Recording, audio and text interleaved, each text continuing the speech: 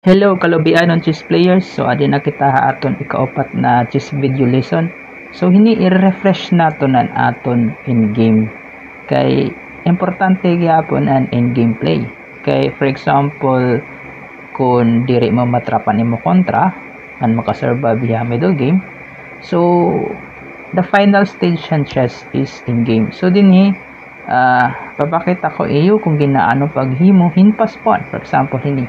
So, after B3, so dida, pwede ito makapture.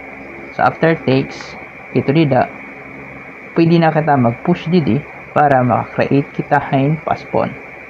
Para kung mag-recapture hiya, so, may da kita pass pawn na ha-A file. So, ang pass pawn, importante ito ya in game. So, dapat i-refresh tan aton technique ito dida or naton knowledge ito dida about hand in gameplay.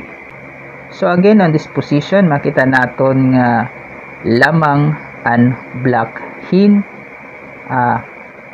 pass pawn. For example lamang yan pawn ha C file.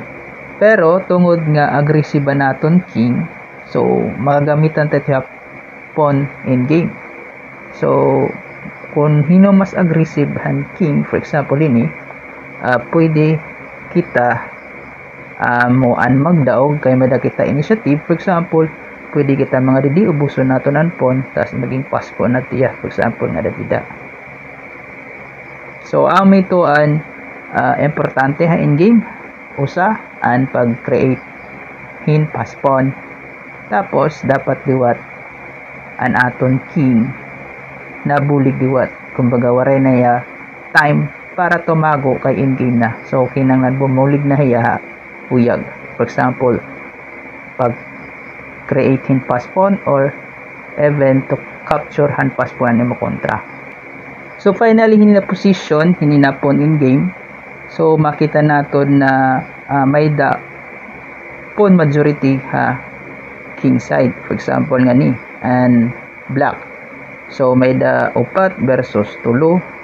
Pero, ang nakalamang lahini na pawn in game is active naton king. For example, do all and white ha mga black pawns, for example.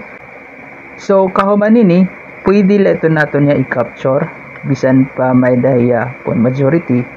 Totalan aton king is dual man, pwede ito dida bumulig, for example pag capture hinyo na mga pawns para maka-create kitahan aton kalogaringon na pass pawn. So amo lang to mga sangkay. Da mga salamat.